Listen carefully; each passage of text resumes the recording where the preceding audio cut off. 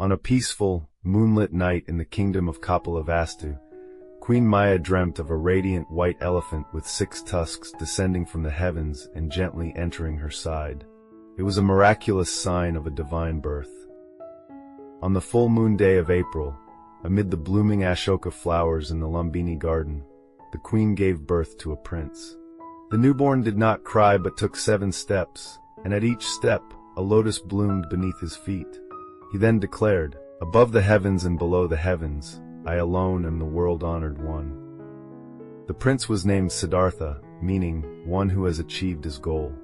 King Suddhodana was filled with joy, though concern lingered when sages predicted the boy would either become a great wheel-turning monarch or renounce the world to become an enlightened one who liberates all beings. From a young age, Siddhartha displayed extraordinary wisdom and boundless compassion. Once, upon seeing a wounded bird, he insisted on saving it, even arguing with his cousin Devdatta, who had shot it. Raised in opulence, the prince was trained in martial arts, languages, philosophy, and music. He married Princess Yasodhara and had a son, Rahula. Yet, amid all the splendor, Siddhartha was haunted by one question. Why must people suffer? One day, sneaking out of the palace with his charioteer Channa, he encountered 4 scenes that changed his life. An old man, a sick man, a dead body, and finally, a serene ascetic. He realized that life was impermanent, and only a spiritual path could free people from the cycle of birth, aging, sickness, and death. On a quiet, moonlit night while the palace slept, Siddhartha gazed upon his sleeping child one last time and rode away on horseback. He shed his royal garments, shaved his head, and donned the robe of a monk. From prince to seeker, he began his journey toward liberation. For 6 years, he practiced extreme asceticism in the forest with 5 other ascetics. He starved himself, held his breath to the point of fainting, his body reduced to skin and bones. Eventually, he saw that self-mortification did not lead to awakening. This realization marked the birth of the middle way, avoiding both indulgence and self-denial. He sat beneath the Bodhi tree in Bodh Gaya and vowed, "Even if my flesh and bones wither, I will not rise until I attain enlightenment."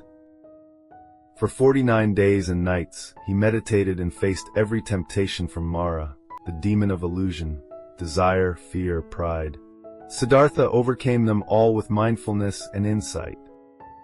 At dawn on the 49th day, as the morning star rose, he awakened to the truth. All conditioned things are impermanent. Birth and death are natural. Understanding this leads to liberation. He became the Buddha, the awakened one.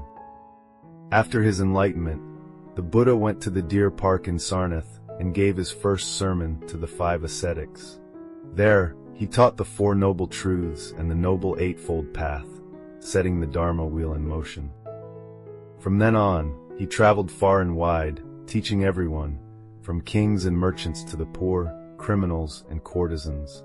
All were capable of awakening. His teachings were not based on worship of gods, but on self-realized wisdom. He taught that while suffering is real, so is the path to end it.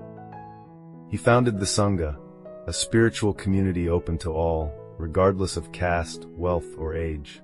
The first woman to join the monastic order was his aunt, Mahapajapati Gautami.